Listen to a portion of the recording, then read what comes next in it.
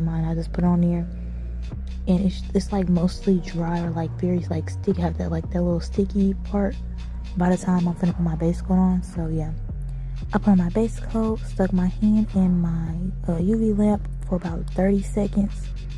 Now this is me picking out what base color I wanted to do. And then this is me just opening up my alcohol. I use 90, in here is 90% alcohol, because I found that it works easier for me to use 90%. But I think it's supposed to be like 70, but I do 90 because it's easier.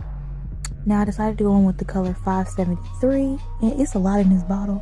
But the way these bottles are, it's like a lot of air, but it's like a lot of product. So it looks like I'm struggling like ain't nothing in this bottle when it really is, as you can see. There's a lot coming out, and it was way more than that. But anyway. This is me just applying the polygel, and yes, I'm a polygel nail tech. Yes, ma'am. I found that it is easier for me to work with polygel. Now, I have tried acrylic one time, and that monitor about took me clean out. Do you hear me?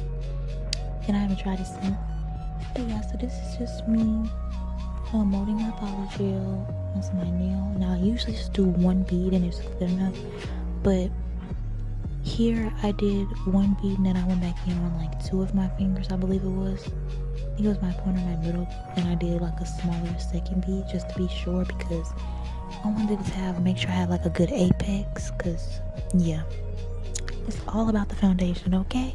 And it's also all about the prep. Now this is just application rules. See, now it was time for me to go and take my 90% alcohol, and I usually have a spray bottle, and I spray it on my nail, and then I brush it. But I have to give me another spray bottle because mine decided it didn't want to work. So I just take my little brush and drench my nail in the 90% alcohol, and I brush it off. Or usually I'll take some lint-free little cloths that I usually have, and I just wipe it off of there, which is way easier than doing this method. But yeah, this is just application by itself. Yes, ma'am, get into it. Now, this is me taking my nail file fresh after application, and instead of using my nail drill, I go in with a good nail file, and I just shape and file everything up.